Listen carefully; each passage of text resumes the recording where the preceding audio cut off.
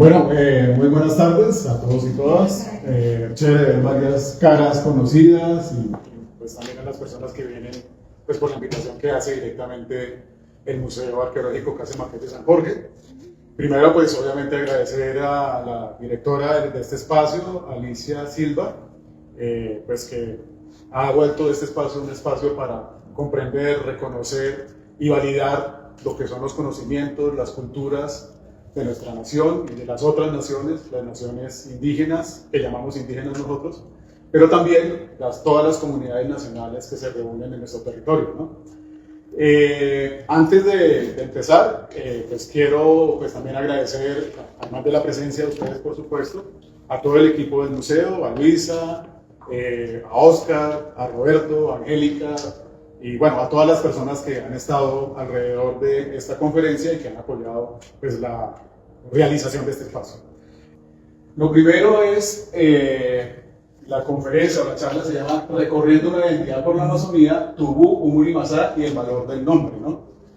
Recorriendo, ¿por qué? Porque muchas veces damos por sentado que lo que nos ha dicho la antropología, que lo que nos han dicho las ciencias sociales y en general todas las personas que estuvieron en las comunidades desde Occidente, como que tenían la verdad revelada, ¿no? Y de alguna manera asumimos que lo que se ha dicho en diferentes textos, en todas las bibliografías, en todos los comentarios e incluso hasta en las crónicas, lo tomamos por sentado y decimos que eso es la verdad. Y pues resulta que cuando empezamos a hacer una revisión hoy en día, pues vemos que esto es distinto, ¿no? Y en ese sentido, pues, queremos un poco trabajar esto de lo que implica el valor del nombre para todos, ¿no? Yo creo que cuando nosotros nacemos, pues, cuando nuestros padres nos buscan un nombre, pues están pensando precisamente en qué es lo que quieren a través de ese nombre transmitirle a ese ser, ¿no? Y qué es lo que quieren que ese ser haga en el mundo, desarrolle en el mundo, se reconozca en ese mundo, ¿no? En las comunidades es algo muy parecido, pero es algo que tiene mayor trascendencia porque es todo un pueblo, toda una nación la que está implicada en ese nombre. Y eso quiere decir que, pues precisamente, el nombre significa y tiene un sentido, un valor para esta comunidad. Y es allí donde queremos hacer ese recorrido, porque no solamente es partir de lo sentado, sino empezar en la búsqueda, por decir algo, la pesquisa o la investigación de qué implica un nombre para una comunidad, ¿no? Entonces, vamos a empezar diciendo que, pues, quiero reconocer, pues, los aportes y todo el intercambio que hemos tenido de conocimientos con el pueblo Tubú, Umuri Mazá. Esta conferencia es un resultado de ese intercambio. Con ellos he estado aprendiendo, he estado sanando, he estado pues, con muchas tareas y hoy se encuentran aquí presentes. Está la abuela de Ató, que es la que está aquí. Y Diácara Zulandere Umuri Bayarú, que me aclaró algunas cosas que tienen que ver precisamente en cómo ellos hablan y cómo sus palabras las podemos entender en nuestro idioma. Entonces, Diácara es la persona que está aquí en la fotografía. Infortunadamente hoy no nos pudo acompañar, pero seguramente él está presente en cada una de estas acciones y todo este trabajo que estamos haciendo. Bien. Bueno, vamos a intentar trabajar en esta conferencia los siguientes puntos. Pues mirar cuáles son esos primeros estudios que se hicieron sobre la comunidad. La comunidad originalmente, digamos, desde los textos de la antropología y de otras ciencias sociales, se reconoce o se reconoció como sirianos del Baupés, ¿sí? Entonces, lo primero que había que mirar es, bueno, ¿de dónde viene este nombre sirianos? Si sirianos son los sirianos que hoy vemos, o si sirianos y Tubú, Umuri Mazá son los mismos o son distintos. Bien, vamos a escuchar pues qué nos dicen los sabedores y sabedoras sobre esto, qué nos cuentan, cuáles han sido sus historias y sus historias que hablan sobre este tema del nombre. Y a lo largo pues, de la charla vamos a ir hablando de cómo la política pública incide en estas acciones que tiene el Estado, que tienen las instituciones y en general todas las personas que se acercan a estas comunidades, ¿no? Vamos a mirar pues cuál es el carácter del nombre y el sentido, lo que hablamos ahorita, del valor de la identidad de los pueblos con su nombre. Y finalmente plantearemos unas conclusiones preliminares porque a través de esta búsqueda encontramos que no solamente pues es identificar el nombre, sino que hay una serie de comunidades a lo largo de la Amazonía, no solamente la Amazonía colombiana, sino la Amazonía brasilera, que incluye Bolivia, que incluye, en este caso, para este trabajo, que incluye Bolivia, que incluye Venezuela, que incluye el mismo Brasil y Colombia, por supuesto. Bien, entonces arranquemos con ese recorrido. Bien, los primeros estudios que se hacen en el BAUPES, bueno, antes, pues que cuando hablamos del BAUPES, pues estamos hablando y del complejo cultural del BAUPES, como se dio a llamar hace muchos años por un nativo de allí, Caribán Matapí, habló del complejo cultural del BAUPES. ¿Por qué se habla de ese complejo cultural del BAUPES? Bueno, ya vamos acercándonos, creo que todos los que estamos acá, ojalá que los que están en línea también tengan ese mapa mental del BAUPES. Allí se reúnen en ese espacio, en ese territorio, alrededor de 23 comunidades distintas, solamente en ese territorio. ¿Y eso qué implica? Implica que estas comunidades, cada una tiene su idioma, cada una tiene su cultura, su lengua, sus tradiciones, su oralidad y toda una serie de conocimientos, pues que de alguna manera son intercambiados entre unos y otros, ¿no? Y eso implica, pues, que hay un complejo, ¿no? Es decir, hay un complejo en el sentido de que muchas veces se dificulta la comprensión de estos pueblos debido a esos grandes intercambios que hay allí. Entonces, primero hablamos de este complejo cultural de BAUPES, pero también empezamos a hablar de lo que es la Amazonía, ¿no? La Amazonía no solamente es esa gran selva que tenemos allí, esa gran biota de diversidad natural, biológica, sino también es una diversidad cultural, de historias y de muchísimas otras cosas que todavía estamos casi que en pañales de conocer, de aprender, ¿sí? ¿Por qué lo digo? Porque de alguna manera si vemos las dataciones que se han hecho desde la arqueología, vemos que este territorio tiene una historia, de acuerdo a la arqueología, que data entre 11.000 y 20.000 años, ¿sí? Quizá más, porque hasta ahora las investigaciones nos han dicho eso, ¿no? Las investigaciones como Castaño, como Piedradita, como Morcote nos dicen, aquí hubo comunidades, aquí hubo gente hace entre 11.000 y 20.000 años, a lo largo de la Amazonía, ¿sí? ¿Y eso qué implica? Implica que siempre desde nuestros estudios casi que nos hemos remitido a 530 años de historia y nos hemos quedado como nadando en esos 530 años de historia y no partimos de allá. Hablamos de la conquista, hablamos de la colonia, estamos saciados de hablar de la república y estamos con muchísima información que se tiene dentro de ese periodo de tiempo. Pero ¿qué pasó con los otros, por decir algo, 10.500 años o 19.500 años? ¿Qué ha pasado en la Amazonía en ese tiempo? ¿Qué es lo que ha sucedido? ¿Cómo han intercambiado las comunidades? ¿Qué pasa con sus lenguas, con sus idiomas? ¿Qué ha pasado con sus historias? Entonces, eso implica que estamos todavía en un margen de tiempo muy limitado frente a una gran historia que tiene no solamente la Amazonía, seguramente todos los pueblos americanos, que hoy calculamos entre 11.000 a 20.000 años. Bien, ya acercándonos un poco a lo que implica el nombre siriano, podemos decir que, los primeros que se acercaron a este territorio del BAUPES es este señor Koch Greenberg, hacia iniciados del siglo pasado, 1903-1905, y vemos que él es uno de los investigadores pues, que llega desde Alemania, por supuesto tratando de mirar pues, cuál es ese corpus de pueblos que hay allí, ¿sí? Y pues en ese viaje pues, se acerca un poquito a el BAUPES colombiano, ¿sí? Sin embargo, a pesar de que llega a los territorios donde hoy conocemos a los sirianos, él no alcanza, digamos, a vislumbrar cuál es esta comunidad. Él identifica, por supuesto, otras comunidades que están en este territorio, pero no identifica en principio los sirianos, ¿sí? Hacia los años 50, el reciente creado Instituto Colombiano de Antropología, pues quiere también, desde el Estado colombiano, crear ese corpus de comunidades que tiene el país, ¿sí? Y pues envía a los primeros antropólogos a estas regiones, a estos territorios. Recordemos que esto antes se llamaba los territorios nacionales, no hacía parte, digamos, de la centralidad colombiana. Y envía a los primeros antropólogos y es allí cuando se hacen los primeros estudios. El primer antropólogo que llega allí es Marcos Fulop, y Marcos Fulop se acerca pues primero a los tucanos del BAUPES. Recordemos que los tucanos del Bopés no son los tucanos del Bopés, son los Yepamazá. Yepamazá es el nombre de ellos.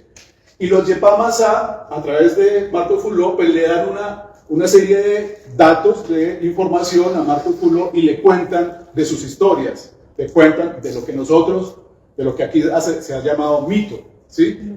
Para que nosotros los occidentales se ha llamado mito, para ellos son sus historias, ¿no? Y a través de también lo que la antropología en su momento, incluso aún se han llamado como informantes, ¿no? ¿Informantes quiénes son? Pues son las personas de la comunidad que tienen el conocimiento, que tienen el saber y se lo cuentan a un antropólogo, se lo cuentan a un científico social que está allí. Esos informantes son Marcos, Manuel y Javier Sierra, ¿sí? Que pues son los abuelos de aquí, la abuela de Ató que se encuentra ahí presente. Ellos le cuentan esas historias y dentro de esas historias pues está incluido lo que en ese momento se llamaron los sirianos, ¿no? A través de dos documentos. Un primer documento es Aspectos de la cultura tucana, cosmogonía, en 1954, y Aspectos de la cultura tucana, mitología, en el 56, ¿sí? Allí están las primeras menciones de los sirianos. Curiosamente, dentro de esta mitología se habla de los sirios. Todavía no hay claridad de por qué se nombran los sirios, si son los sirios del país de Siria o son otros sirios que hay acá, ¿no? Pero primero se nombran los sirios y posteriormente hay 4 menciones a los sirianos como tal, ¿no? El primero, cuando salen de Diaptecovi. Diaptecovi es como el lugar donde nacen, digamos, los primeros hombres y mujeres de estas comunidades, ¿sí? Entonces salen de allí, de ese lugar. Nos contaba la abuela en su momento que ese lugar físicamente está en donde entendemos o conocemos como Manaos, ¿sí?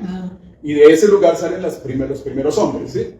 Dentro de ellos, pues obviamente salen los Yepamazá y dentro de ellos están los sirianos, ¿de acuerdo? Esa es la primera mención. La segunda es cuando se confunden las palabras. Dentro de la mitología se cuenta también que hubo un momento también donde, como la Torre de Babel, se confundieron las palabras, es decir, se crearon los idiomas, las lenguas, ¿no? Y dentro de esas lenguas, pues se comenta que está la lengua siriana. También está en la manera en que se establecen las uniones maritales. Como ustedes saben, la mayoría, por no decir que todas las comunidades en el Bopés en principio son exógamos, ¿no? Es decir, hombres y mujeres deben casarse, o los hombres deben buscar su mujer en otra comunidad, en otra cultura, en otra nación distinta a la suya, ¿no? Entonces se realiza esa exogamia, ¿no? Entonces allí también en la mitología para nosotros, en la historia de ellos, se cuenta que, pues, qué mujeres se deben casar con qué hombres, ¿no? Entonces, por ejemplo, se deben casar, por decirlo así, los Barazana con los de Sana, los sirianos con los Yepamazá, etcétera, etcétera, etcétera, ¿no? Es decir, no se deben casar tampoco con cualquiera, ¿no? Hay como una definición con cuáles, ¿no? Porque unos son hombres pez, otros son hombres danta, otros son, hombres y mujeres danta, otros son hombres y mujeres tigre, etcétera, etcétera. Entonces, debe haber como una relación, digámoslo así, marital muy claramente establecida, ¿no? Y lo final, en donde se menciona que se establecen unas alianzas con otros grupos, ¿sí? Que también tiene que ver con estas uniones maritales, es decir, las alianzas que se establecen frente al quehacer en el mundo se deben establecer de una comunidad específica con otras, ¿no? En este caso estamos hablando, por ejemplo, de los sirianos con los de Sano, o los de Sano con los Barazano, etcétera. Eran unas alianzas para hacer, pues, el trabajo que hay que hacer en el mundo, ¿no? También en la mitología, en aspectos de la cultura tucana, se menciona en algún momento, en el texto de 1956, cuando se escucha la música de los yuruparices, ¿no? Cuando se escucha esa música de los yuruparices, entonces salen los grupos a hacer la danza, esa gran danza, que es esta danza que se menciona allí. Entonces allí también se nombran los sirianos que salen a hacer esa danza junto con otras comunidades. Bien, después en otros textos también se comenta, como en el caso de Luis Raúl Rodríguez Lamos, en arquitectura tucano. Luis Raúl Rodríguez es arquitecto y él va pues a mirar cómo es la cultura de los tucanos, insisto, los Yepamazá en este caso, ¿no? Y él habla pues también del pueblo siriano, digamos, en en ese complejo, digámoslo así, que hay de comunidades allí. Bueno, ya más adelante, en 1967, quizás ustedes ya han escuchado más hablar de Gerardo Reigel Dolmatov. Gerardo Reigel Dolmatov escribe en el 67, también con un informante de Sano, este libro que se llama De Sana, simbolismo de los indios Tucano del Bopés. Bueno, aquí está hablando de dos comunidades distintas, fíjense ustedes, o sea, que desde el título ya se parte como de una falencia, ¿no? O un desconocimiento, y es que son dos comunidades distintas. Lo importante, digámoslo así, de resaltar de este texto es que en este libro ya se ubica geográficamente, territorialmente a los sirianos, en este caso, todavía se habla de sirianos, ¿no? Y se ubican entre los ríos Paca y Papurí. Estos dos ríos son más o menos hacia el noreste del Bopés, y estos dos ríos llegan al Bopés, y el Bopés, bueno, sigue su curso, el río Bopés sigue su curso hacia Brasil, ¿no? Pero bueno, ya tenemos una ubicación, digámoslo así, geográfica de los sirianos, ¿no? Maritza Prada también, en Frente a una cultura, los tucanos del Bopés en el 68, también menciona a los sirianos.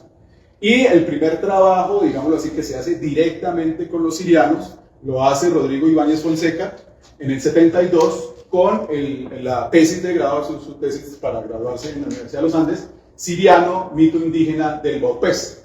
Él allí retoma pues todos los aspectos, digámoslo así, que trabaja la antropología tradicional en su momento, que son todos los aspectos de la cultura y la dinámica social de estos grupos, y además retoma algunos mitos de esta cultura. Bien, también en el 76, ya más adelante, Desde dónde venimos los sirianos, lo escribe Alberto Pinzón Sánchez, a través de de unas historias que le cuenta Agustín Uribe, que él es ya un mayor tubu umurimasa o siriano del Bopés. Y él le cuenta, pues, de dónde venimos los sirianos, es decir, como la historia de creación de los sirianos, de dónde vienen, cuál es su procedencia, ¿no? Aquí hay, pues, una pequeña discusión, es por qué Agustín Uribe habla de los sirianos, ¿no? O si Alberto Pinzón, el antropólogo, lo asumió como tal, ¿no? Y la cuestión aquí es decir, ¿será que los sirianos o los Tuburi-Masá están asumiendo ya el nombre siriano como tal?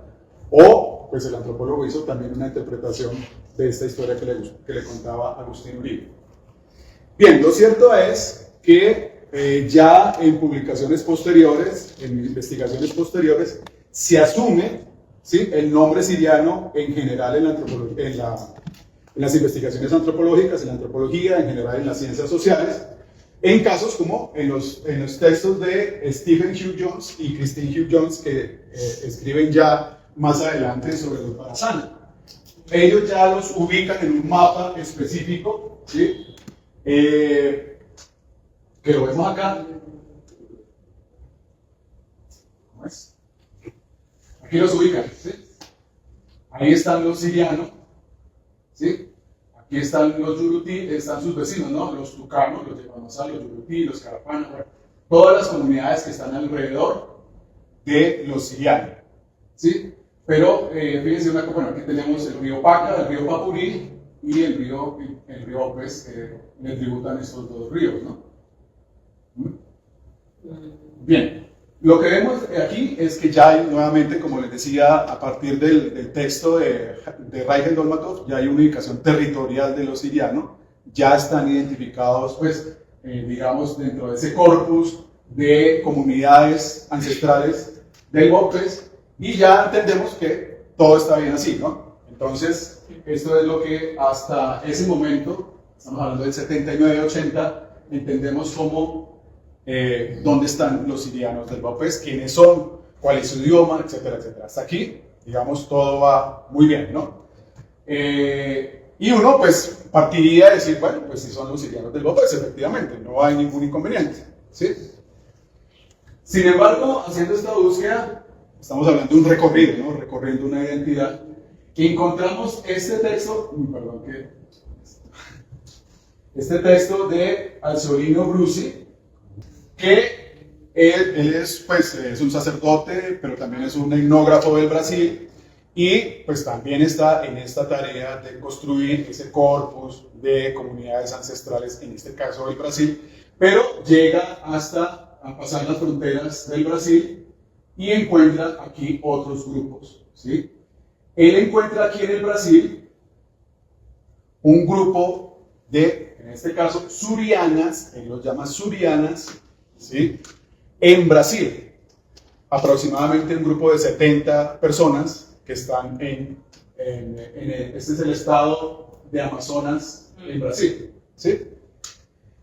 Y bueno, remonta pues el río Pez, etcétera, y empieza a encontrar un grupo, bueno, otros grupos, pero entre ellos los surianos. Fíjense ustedes que si comparamos el mapa de Hugh Jones, pues que viene del mapa de Gerardo Rey del Dólmato, con este mapa vemos que los nombres, incluso de las comunidades, son bien distintos, ¿no? La pregunta es, ¿por qué Anziorinho Brusi como que encuentra otros nombres? ¿O son otras comunidades? Bueno, suponemos que son otros nombres de esas comunidades. Pero aquí están los Micura, bueno, los Carapana, los Tatú, los Eduria, los Sena, los Eduria, bueno, y los Suriani. Aquí entonces surge la pregunta, bueno, ¿hablamos de sirianos o hablamos de surianos? Porque los ubica efectivamente más o menos en la misma región donde han sido identificados por los investigadores en Colombia. Bien, hasta aquí, bueno, ya empieza a haber una discusión, pero bueno, sería bueno escucharlos a ustedes para conocer su punto de vista o si hay algún comentario al respecto hasta acá. ¿Una pregunta, comentario? ¿Todo está bien? Dale. Es que estaba pensando en lo que nos muestras de los nombres de los investigadores colombianos versus este señor brasileño. ¿No será que más bien la antropología brasileña es menos colonialista que la que hemos tenido nosotros? Bueno, es una buena pregunta.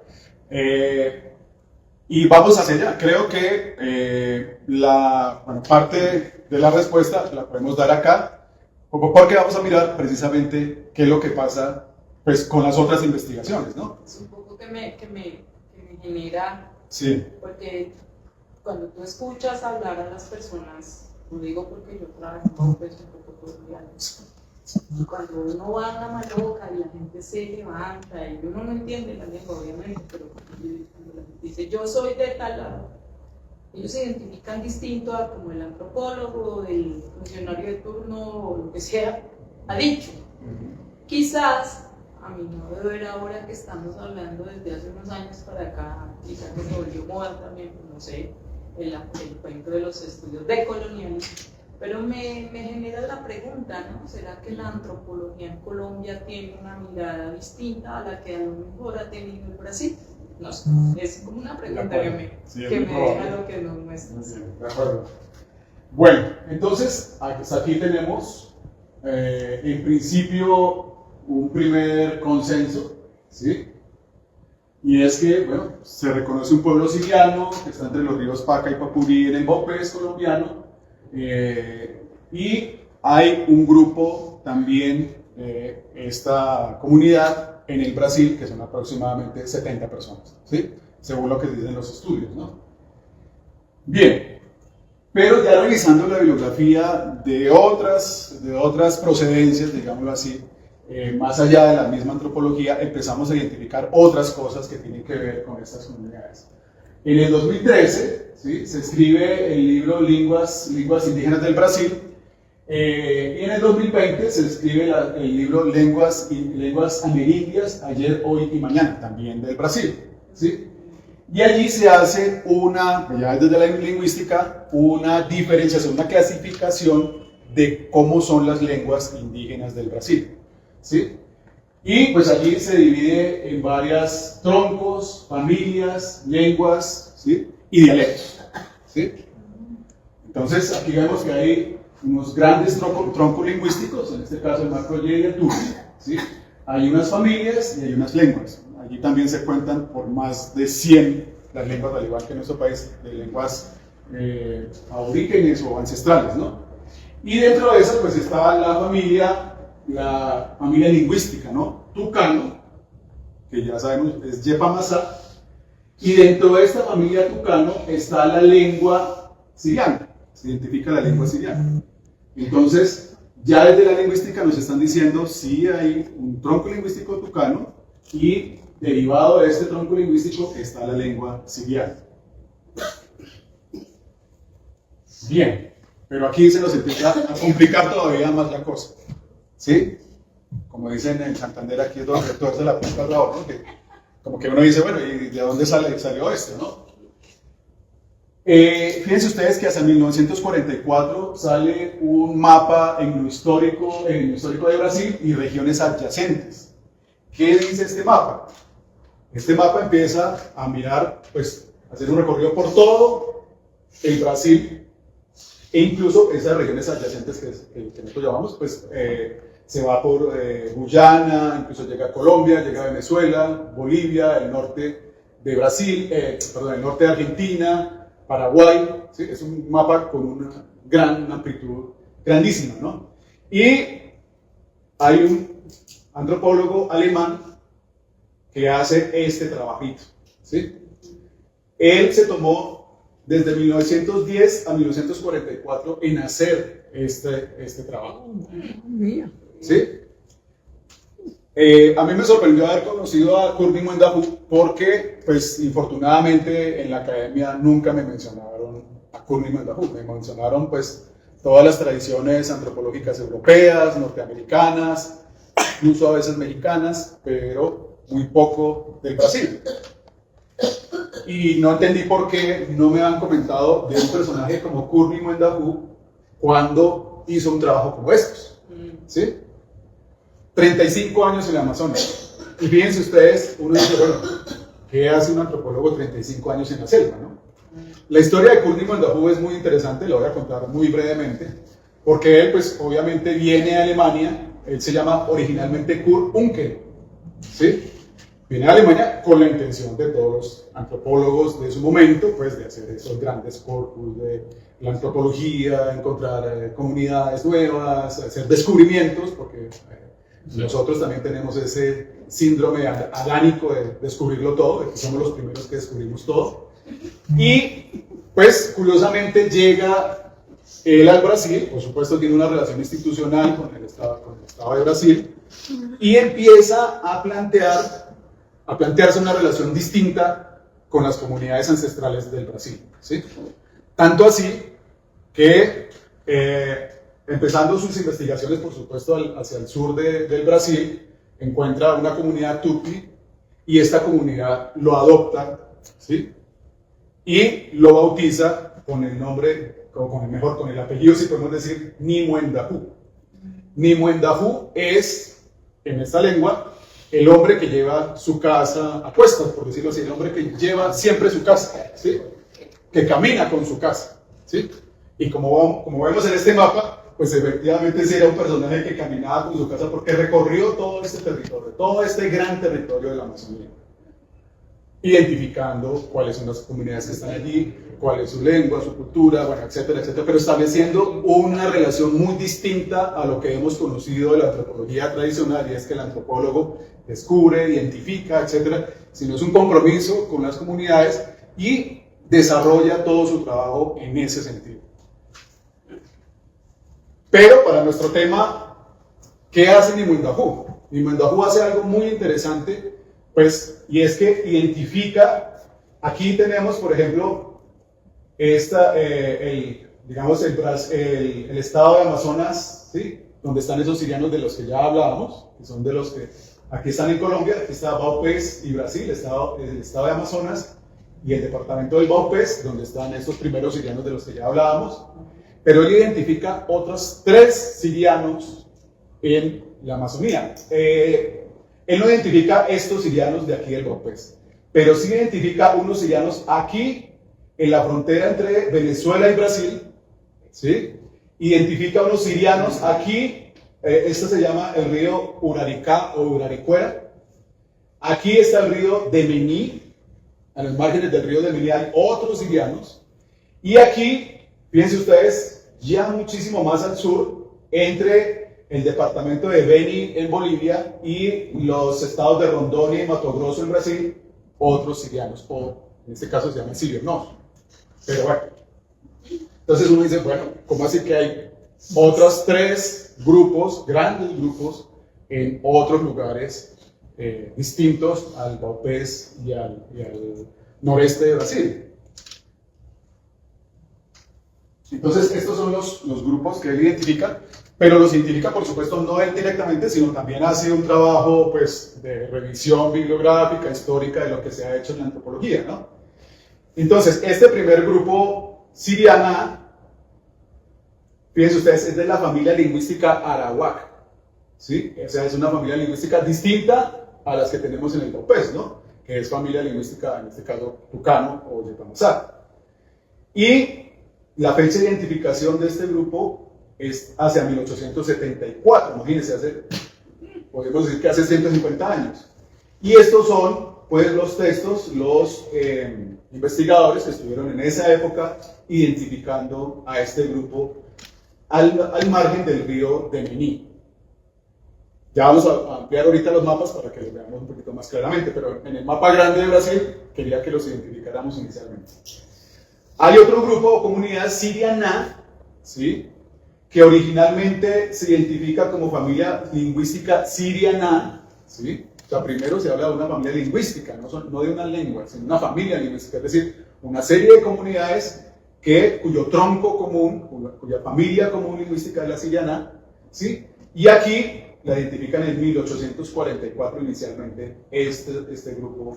Estos grupos de antropólogos, primero en 1844, 1887, 1913, y la Comisión Brasilera de Marcadora de Límites en 1944. O sea, estamos hablando de 170 años casi, ¿cierto?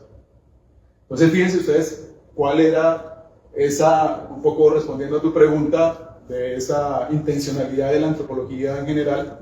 Creo que hay una intencionalidad quizá muy distinta a la que plantea Nimue Dajú en sus trabajos, pero en general, pues todos estos estudios un poco lo que intentan es llegar, fíjense que la mayoría de los antropólogos y científicos sociales que se mencionan aquí son europeos, la mayoría, ¿sí? Entonces es más una intención de la antropología y de las ciencias sociales europeas. Bien, y este grupo, como les decía ahorita, está entre la frontera de Venezuela y Brasil, a los márgenes del río Uraricá o Uraricuera. Y el grupo final están los sirio-no, de familia lingüística tupi, ¿sí?, que está entre los departamentos de Beni en Bolivia y los estados de Rondônia y Mato Grosso en Brasil.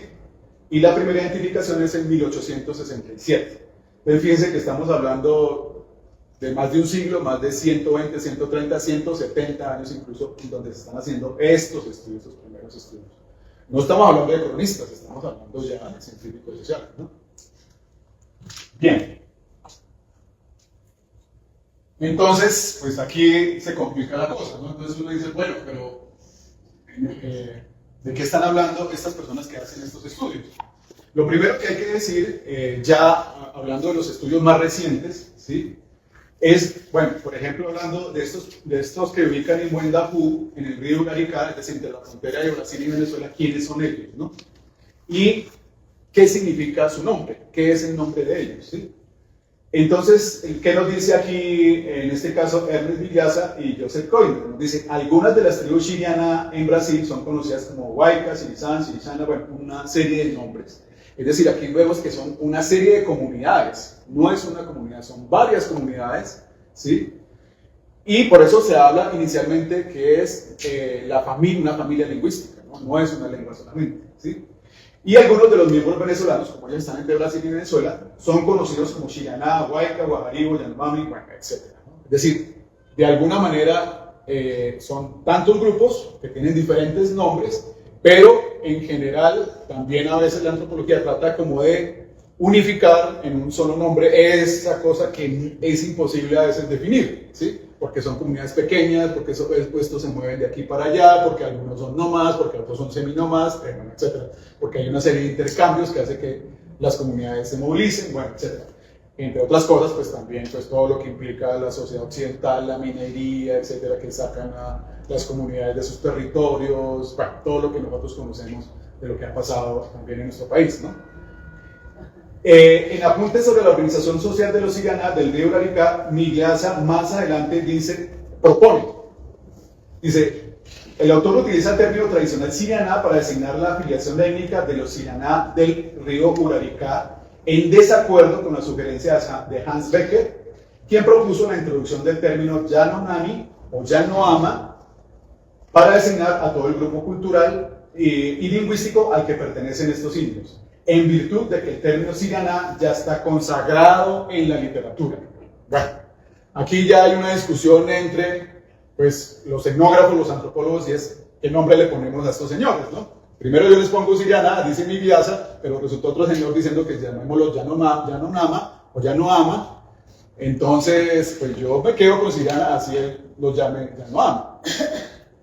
Sin embargo, pues más adelante el mismo Vyasa, digamos que acepta un poco lo que se está planteando con el otro autor y dice, este término Sirianá y sus cognados en las diversas lenguas sirianás significa persona o personas que hablan Yanomami, en contraste con otras que pertenecen a otras familias lingüísticas.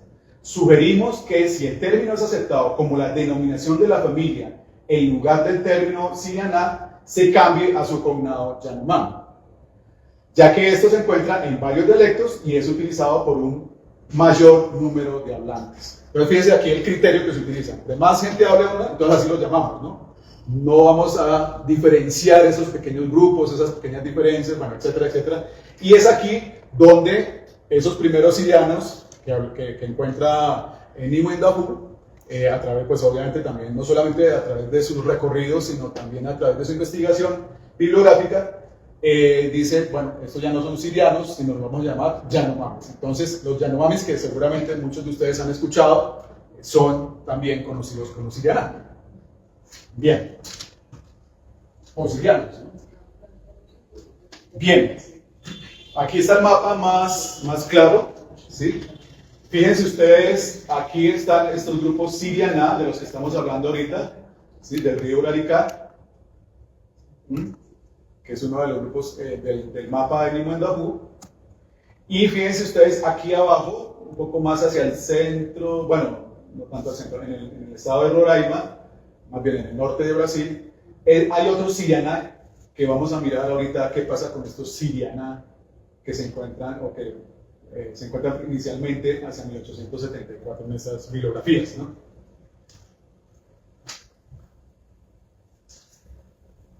Entonces, el grupo identificado por Nimue Dahu es el que vimos en la parte de abajo del mapa, en los márgenes del río Demení, que son los distintos de los que hablamos ahorita del Uraricá, se encuentra extinto. Dice aquí en una actualización que hacen en 1987.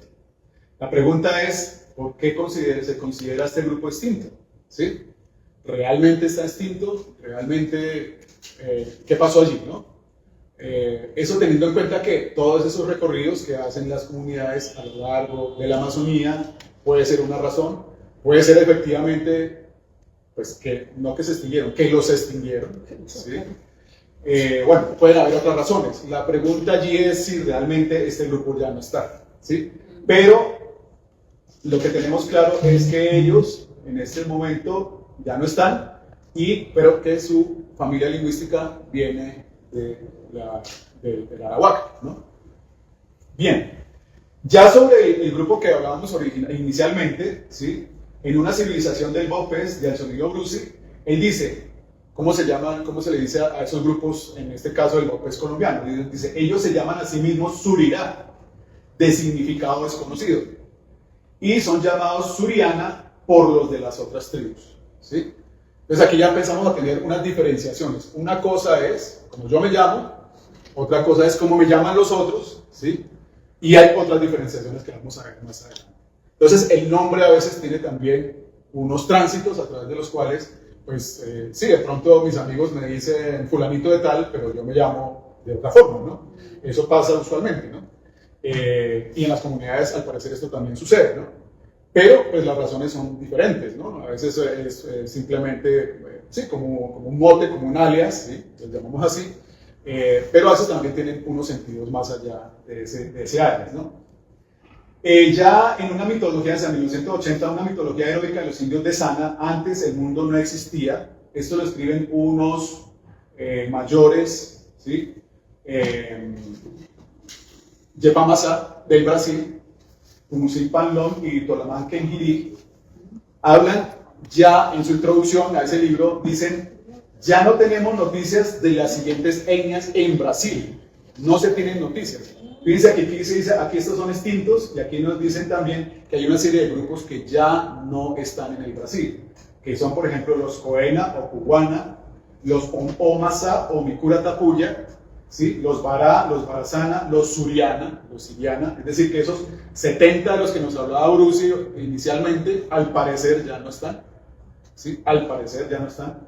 Los Yuriti, que en Colombia son los Yuruti, ¿sí? También citados por Brucio, actualmente solo tienen representantes en Colombia, ¿sí? Eso es lo que nos dice este texto del Brasil, escrito por estos mayores en el Brasil, nos dicen que ya no hay representantes de estos grupos en el Brasil, ¿sí? ¿Qué nos dice a través, en este libro, nos dicen a través de la historia de dónde surge esto, ¿no? Dice, el líder, Emeko Sulam Palamín, comenzó a dividir la humanidad a medida que iba saliendo a la superficie, ¿no? No es la misma historia que teníamos originalmente, es decir, los humanos, los seres salen de la superficie y como que empiezan a dividirse en comunidades, ¿no? A la superficie de la Tierra, primero emergió el jefe de los Tucano, el segundo líder fue de Sano, el tercero Piratapuya y el cuarto fue Siriano. Bien, entonces aquí ya vemos que pues al parecer ya no está uno de estos grupos, pero que el origen del nombre, de los nombres que son asignados, tienen diferentes significados, diferentes sentidos, ¿no? En una importancia de la gramática sirio-no del padre Anselmo Chermaí para la lingüística comparativa tupi-guaraní de Wolf Dietrich, aquí ya ubicamos el otro grupo sirio-no que está entre Bolivia y Brasil, ¿no? Este es un grupo muchísimo más extendido a través de la selva boliviana y la selva brasileña. Mírenlos aquí, están acá, los sirio-no están por un territorio bastante amplio en estos dos países. Bien, pero ¿qué nos dice Dietrich Wolf? Que ya son los estudios bolivianos sobre estos grupos, ¿no? Y es que los sirio-no y chiriguano es el mismo nombre despectivo de origen quechua. Chirí, frío, y guano, estiércol, guano, dado por los incas a los agresores de la frontera oriental de su imperio. Los mismos sirios se llaman Mía, es decir, vía, pueblo. Entonces, ya hay una sección distinta. Al parecer, los incas definían a este grupo con ese nombre, sirio no. ¿Sí? La pregunta es, ¿de dónde sale un nombre parecido a las otras comunidades? O si efectivamente los llamaban así porque ellos mismos se llaman así, o si efectivamente son vía, se definen a sí mismos como pueblo, ¿no? Posteriormente, en Detrás del Cristal con que se miran mujeres y no órdenes normativos e interlegalidad, en el 2009 se dice, tradicionalmente los sirio no se autodenominan vía o gente, y hacia afuera se reconocen como sirio no, nombre que aparentemente proviene de Siri, que es la palmera chonta de la que se fabrican sus flechas. Bien, esto también tiene una gran discusión y es si efectivamente los nombres de las propias comunidades están definidos por objetos, ¿no? ¿Sí? Lo que hay que mirar es si efectivamente el nombre de una comunidad surge a partir del nombre de una caña flecha, ¿no? De una flecha. Bien. Bueno, hasta aquí, ¿cómo vamos? ¿Alguna inquietud, pregunta? ¿Es claro lo que se está planteando? Sí. Bien. Bueno, entonces ya llegamos a lo que nos contó la abuela de Atobo, del abuelo Sabá, de su nombre, ¿no? Y de qué pasaba con todo esto, ¿no? ¿Qué es lo que ellos plantean frente a eso? ¿Qué es lo que nos dicen? Entonces nos dice la abuela, los blancos fueron los primeros que pusieron el nombre siriano. Decía mi papá. Ellos ponían el nombre a todo, los colombianos también, ¿sí? Bueno, aquí tenemos que los blancos son como más los europeos, recuerden que allí estuvo el Instituto Lingüístico Verano, etcétera, y también comunidades eclesiales también extranjeras, etcétera. Entonces pueden ser esos blancos, y los colombianos, pues, bueno, seguramente los antropólogos y los científicos sociales que iban en este momento allí. Gerardo Uribe, mayor, cuenta la abuela, aclara que la forma como se nombra a los Tubú, Umur y Masá por parte de los otros pueblos es Sura Masá o Shira Masá. Esto es gente o persona de otro pueblo, en lengua Yepa Masá, de los tucanos. Entonces fíjense que aquí ya hay una diferenciación. Una cosa es como en este caso los Yepa Masá, hablan de los Tubú, Umur y Masá, los llaman Shira Masá. Suria, o Suria, recuerden que al Solinio Bru se habla de los surianos, ¿no? O los surianos. Es como decimos en la lengua de los tucanos orientales para referirse a los Tubú, Umur y Masá, o sea, ellos son los Suria, son ellos. Gran parte de los nombres son despectivos. Suria se refiere a las manchas en las mejillas que tienen las mujeres en estado de embarazo, ¿sí? O sea, esas manchas que usualmente a veces les salen a las mujeres cuando están en estado de embarazo, se llaman Suria, ¿sí? Entonces, los tucanos también dicen que los Tubú, Umur y Masá son Suria. ¿Por qué Suria? Dicen ellos que porque usualmente en el mambiadero los Tubú, Umur y Masá no se guardan nada, al igual que una mujer en embarazo, ¿sí? Guardarse un embarazo es muy difícil, ¿no? Entonces, ellos dicen, los surianos, los Tubú, Umur y Masá no se guardan nada en el mambiadero, entonces por eso los llamamos así. Pero una forma de identificarlos es a través de este nombre, llamémosle en principio despectivo. Sura, autodeterminación del grupo Tubú, en algunos casos para no exponer el nombre Tubú, que no era acogido en algunos pueblos, ¿no?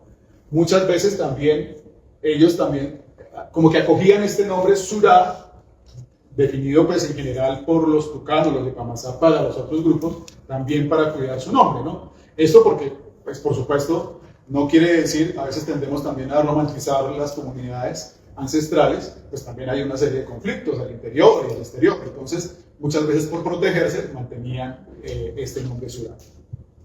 ¿Sí? Y finalmente nos cuentan Tubú, Umur y Masá, ¿qué es? Tubú es el gran líder de los Tubú, Umur y Masá. Es el líder creador, el líder que baja y le enseña, pues, todo lo que es su conocimiento a los Tubú, ¿sí? Umuri quiere decir arriba, entonces es la gente de arriba, ¿no? Y en algunos casos, yo pues los escuchaba desde hace pues, más o menos 15 años que he venido acompañándolos, que me han venido acompañando, se han conocido también como los hijos del tiempo y del espacio. Entonces estas son las acepciones, pero Tubú, Umur y Masá es el nombre de esta comunidad ancestral, que en principio ubicamos aquí en el Taupés, ¿no?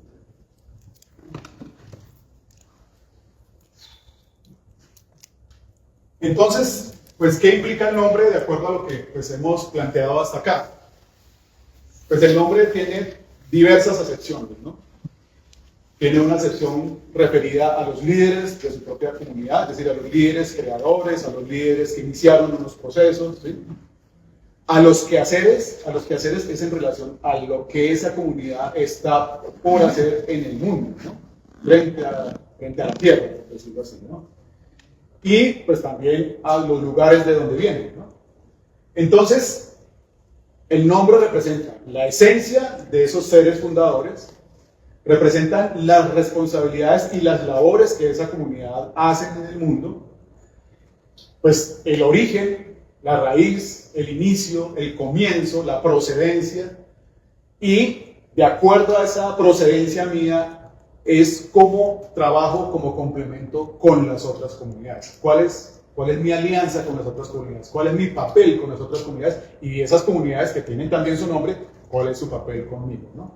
Eso también representa, o mejor, presenta el nombre. Pero ¿qué ha pasado con renombrar o ponerle otros nombres a estas comunidades? Pues por una parte, para quitar esa esencia de la que estamos hablando, para quitar esa raíz, ese origen, para dar una nueva identidad, ¿sí?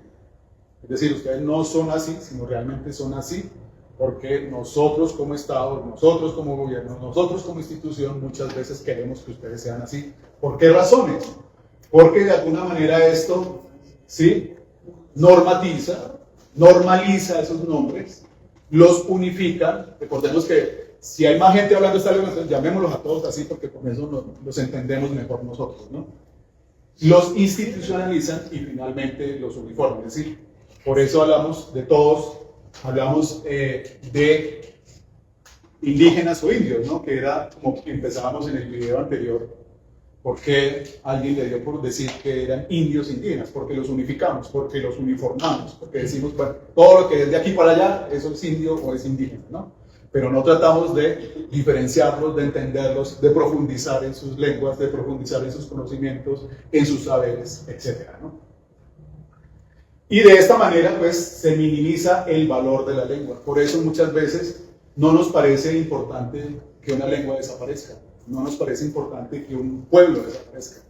¿Por qué? Porque minimizamos ese valor de ese pueblo, ese conocimiento lo minimizamos.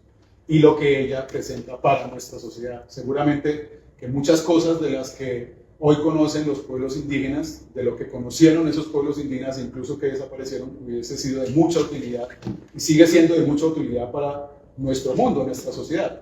Pero pues, como minimizamos ese valor, pues pensamos que no es importante.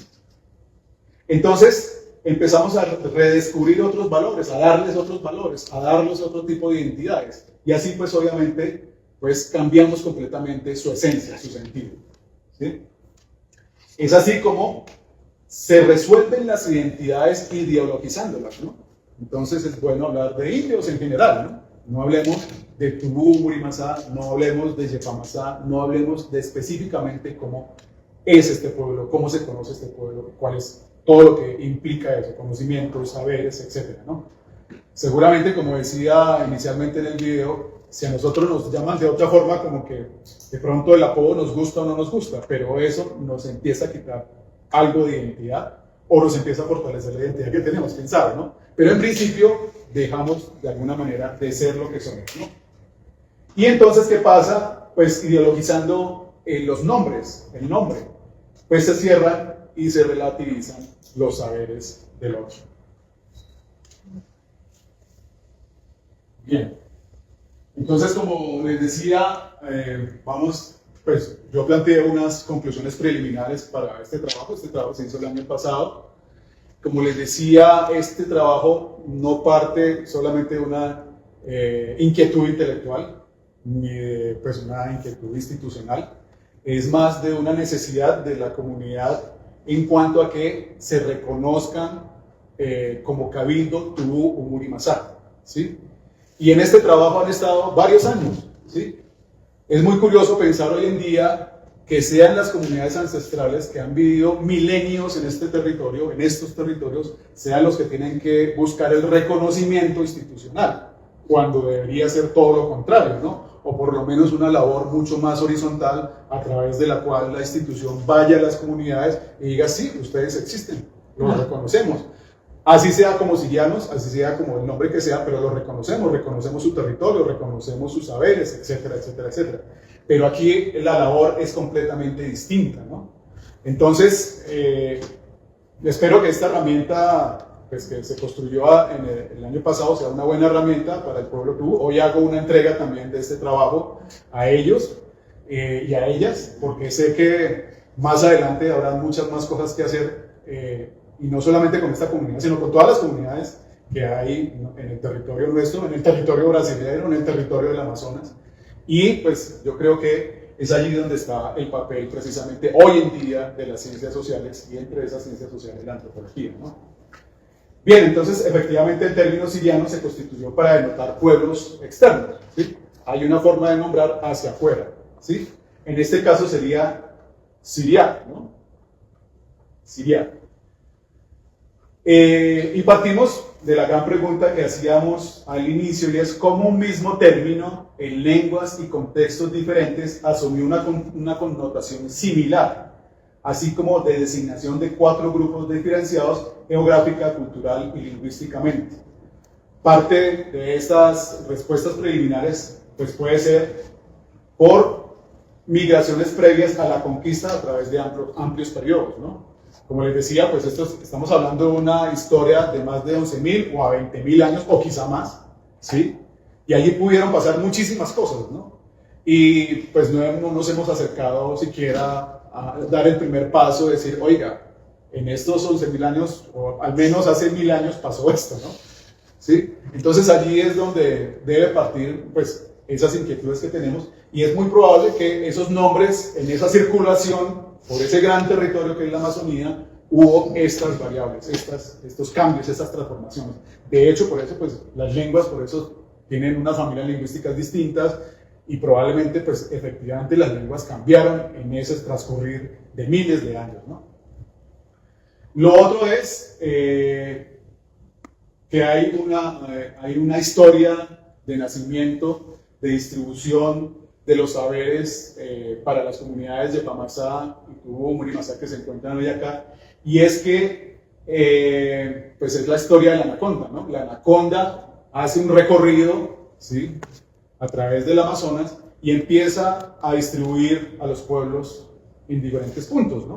¿Sí? En diferentes lugares, ¿no? Y es probablemente esa distribución que se hizo a través de esa historia, pues la que hace que hayan también probablemente sirianos o tubú, o bueno, culturas muy parecidas quizá, en las que no hemos encontrado esos conectores que hay en la historia, en nuestra historia contemporánea, ¿no? Bueno, lo otro es que este término siriano pudo haber sido asignado por los conquistadores por alguna razón específica, ¿sí? Recordemos que en la historia que cuentan inicialmente por Fulgor, cuentan Marcos y Manuel y Javier Sierra, pues cuentan que hablan de los sirios, ¿no? Pero sin diferenciarse de los sirianos, ¿no? Entonces la pregunta es, bueno, de pronto alguien trajo ese nombre de allí y lo impuso de alguna forma, ¿no? Y tanto fue la imposición que de alguna manera fueron también asumidos por las mismas comunidades, ¿sí?